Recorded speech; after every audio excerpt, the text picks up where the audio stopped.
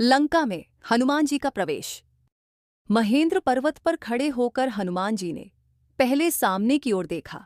अनंत सागर लहरा रहा था। ऊपर देखा तो अनंत आकाश था। पवन देवता का स्मरण करके उन्होंने अपनी लंबी भुजाएं आगे फैलाकर छलांग लगा दी और पवन की गति से लंका की ओर उड़ चले। हवा को चीरते हुए वे गरजते चले जाते थे। मैनक पर्वत ने उनको विश्राम देना चाहा, परंतु वे रुके नहीं।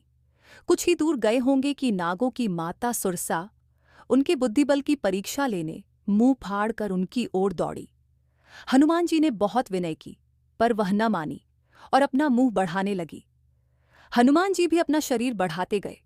जब उसका मुंह बहुत चौड़ा हो गया, तब हनुमान जी अपना शरीर छोटा करके उसके मुंह में घुसकर तुरंत निकल आए और बोले, माता, अब तो मैं तुम्हारे मुंह में घुसकर बाहर आ गया हूं, अब जाने की अनुमति दें। सुरसा की परीक्षा में हनुमान जी खरे उतरे। उसने हनुमान जी को आशीर्वाद देकर कहा कि तुम श्रीराम का काम अवश्य कर लाओगे। कुछ और आगे चलने पर उन्हें सिंहिका नाम की राक्षसी का सामना करना पड़ा। उसने जल में हनुमान जी की परछाई पकड़ ली। इससे उनकी गति रुक गई और वे खिंचकर सिंहिका के पास जा पहुंचे।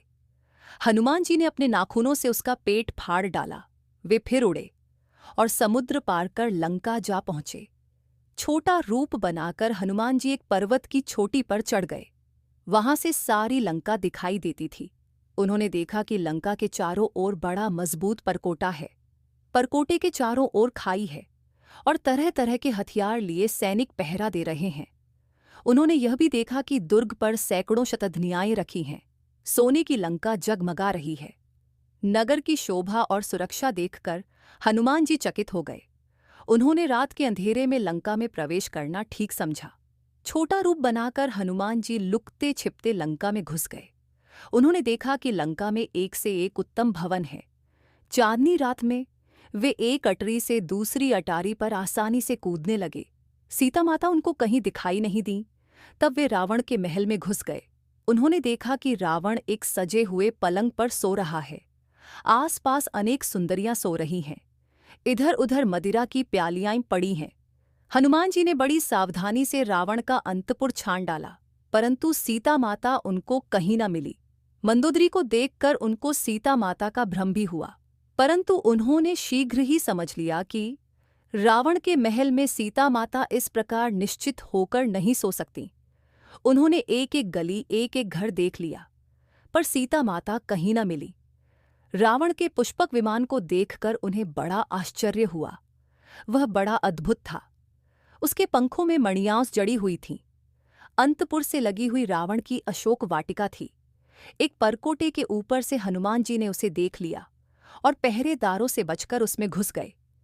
अशोक वाटिका में तरह तरह के सुंदर वृक्ष थे और बीच में एक ऊंचा भवन था। अशोक के पेड़ पर चढ़कर हनुमान जी उसे देखने लगे। उन्हें तरह तरह के मुंह वाली अनेक राक्षसियां दिखाई दीं। फिर उन्होंने देखा कि उनके बीच में एक उदास स्त्री बैठी आंसू बहा रही है। उनको लगा कि हो न हो यही सीता माता है। उन्होंने मन ही मन उन्हें प्रणाम किया और वे सोचने लगे, किस प्रकार माता से बात हो। तरह तरह की बातें सोचते वे पत्तों में छिपे बैठे रहे। अब रात का अंतिम पहर आ गया। नगरी में वेद पाठ होने लगे। रावण भी जगा और अपनी रानियों और दासियों को लेकर अशोक वाटिका में आ पहुंचा। हनुमान जी डाली पे चिपक गए, जिससे किसी का निगाह उन पर न पड़े। रावण को देखकर सीता माता को बहुत क्रोध आता। रावण ने सीता माता को अनेक प्रकार के भय व लोभ दिखाए, परंतु सीता माता ने रावण का तिरस्कार ही किया। सीता माता ने कहा, यदि तुम मुझे स्वामी के पाप प्रहंत्याकर क्षमा नहीं मांगोगे तो वे तुम्हारा सर्वनाश कर डालेंगे। सोने की लंका मिट्टी में शिल जाएगी। क्रोध से आंखें लाल कर रावण बोला, मैंने सोचने के लिए 1 साल का समय दिया था। साल पूरा होने में 2 महीने बचे हैं। इस बीच यदि तुम मरी बात नहीं मान लेती तो मैं अपनी चंद्रहास तलवार से तुम्हारा गला काट कर फेंक दूंगा। इतना कहकर रावण चला गया। रावण के चले जाने पर त्रिजटा नाम की एक बूढ़ी राक्षसी ने दूसरी राक्षसियों से कहा, पिछली रात मैंने एक सपना देखा है। सारी लंका समुद्र में डूब गई। विभीषण को छोड़कर सब दक्षिण दिशा को चले गए हैं। यह सपना अच्छा नहीं है। मेरी राय में सीता जी की सेवा करने में ही भलाई है। पेड़ पर बैठे बैठे हनुमान जी सब कुछ देख सुन रहे थे। सीता माता का दुख देखकर वे दुखी भी थे। उनको यह भी चिंता थी कि यदि सीता माता के सामने आकर संस्कृत में बोल उठे तो सीता माता उन्हें कहीं मायावी रावण ही न समझ ले। ये विचार कर उन्होंने पेड़ पर से ही श्रीराम वृत्तांत सुनाना शुरू किया। उन्होंने राजा दशरथ का वैभव, श्रीराम जन्म, श्रीराम विवाह, श्रीराम वनवास, सीता हरण, सुग्रीव मैत्री आदि का सब वृत्तांत संक्षेप में कह सुनाया। सीता जी आत्महत्या के विचार से उसी पेड़ के नीचे आ गई थीं, जिस पर हनुमान जी बैठे थे। उन्होंने ऊपर की ओर देखा। हनुमान जी को देखकर पहले तो वे घबराईं, पर उनकी बातों से और उनके व्यवहार से भरोसा हो चला कि वे श्रीराम के ही दूत हैं और पता लेने के लिए यहाँ आए हैं। अब हनुमान जी ने देखा कि सीता माता के मन में बार बार संदेह उठ रहे हैं, तो उन्होंने पर्वत पर फेंके हुए आभूषणों की चर्चा की और अंत में श्रीराम की दी हुई मुद्रिका दी। अब सीता माता को पूरा भरोसा हो गया। हनुमान जी ने सीता माता का दुख सुना और श्रीराम का विरह सुनाया। फिर उनको ढाढ़स बंधाते हुए कहा, समाचार पाते ही श्रीराम सेना लेकर आएंगे और रावण का वध करके आपको ले जाएंगे।